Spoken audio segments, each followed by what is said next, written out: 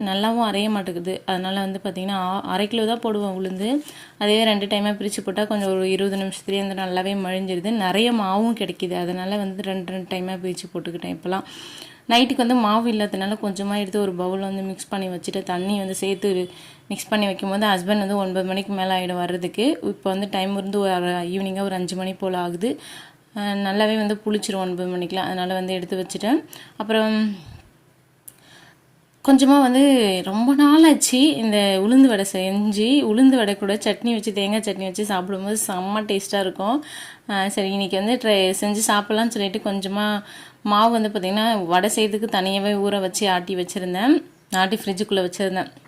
ஈவினிங்காக செய்யலான்னு நினச்சிட்டு இருந்தேன். ஆனால் டைம் வந்து ஒரு 7 மணி போல் ஆகிடுச்சி. தம்பிக்கு வந்து ரொம்ப பிடிக்கும் இந்த போண்டா மாதிரி ஷேப்பில் செஞ்சு கொடுதான்னு சொல்லிட்டு கொஞ்சமாக வடை மாதிரியும் கொஞ்சம் போண்டா மாதிரியும் போட்டிருந்தேன்.